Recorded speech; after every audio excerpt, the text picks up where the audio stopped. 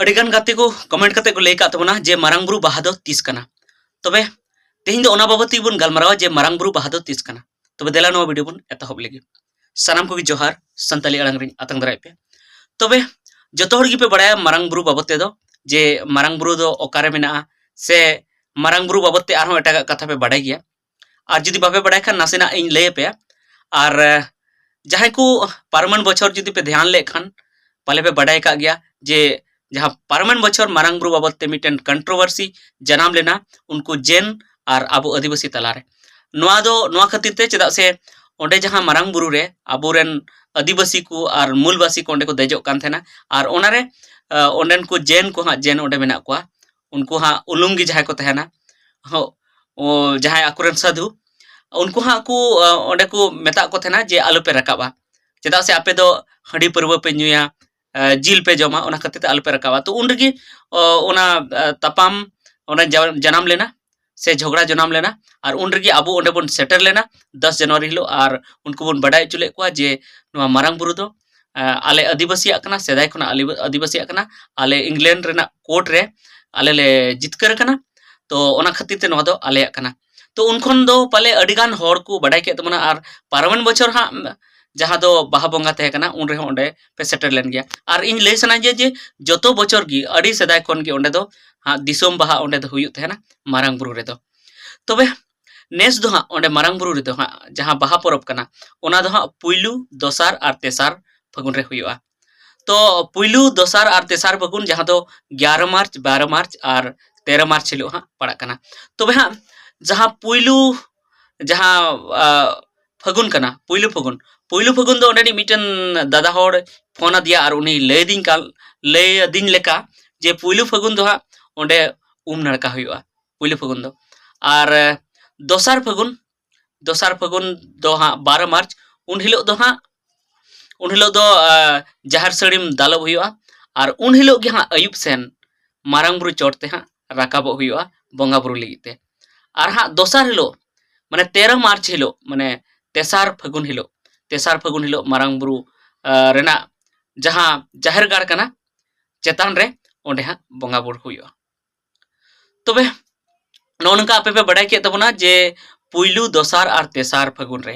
माने 11 मार्च 12 मार्च और 13 मार्च हिलो मारंग बुरु बाहा दो हुयुआ तबे नोरे आपे पे कुकली तबना जे ओका हिलो अबो दोबन सेटेरोआ तबे उनको को मेने लेखा जे अबो दो 12 मार्च हिलो बन सेटेरोआ और 12 मार्च हिलो बन सेटेरोआ और अयुब गे हाँ जहाँ नायके बाबा ओंडे खन सापड़ाव कते ओंडे हाँ चेताने चला आया बंगा बुरु रेना सापाब को सापड़ाव कते ओंडे जहाँ लातार रे मेना दिसोम मांझी थान ओंडे दिसोम मांझी थान खन चेतान ते रकाबा जहाँ दो मारंग बुरु जुग जहर गाड़ते रकाबा तो अबू दो हाँ 12 तारीख हिलो बन चला मा और उनी सावते नायके सावते अबू मन रकाब मा और 13 तारीख हिलो 13 मार्च हिलो ओंडे हाँ बंगा बुरु रे ओंडे बन सेलेदो मा जहाँ तो सेता रे हुयुआ सेता 6-7 बजे ओंडे चेतान रे मारंग बुरु चेतान रे जहाँ मारंग बुरु जुग जहर थान मेना ओंडे हाँ बंगा बुरु हुयुआ ओंडे नायके हाँ बंगाया और ओना तायम हाँ ओंडे खन रुवाड़ कते 13 मार्च हिलो नोडे हाँ दिसोम मांझी थान रे ओंडे हाँ बाहा हटिंग हुयुआ तबे नोनका पे बड़ाय के तबना जे मारंग बुरु बाहा दो तीस कना तो इन आपे कोठेन अरदासोआ जे जहाँ गी नोआ पे आंजम नामे तबना नोआ इन अड़ांग ओंडे आपे सेटेरो तबन पे और जतो गी आबो सेटेरो ना बन कुरुमुटुया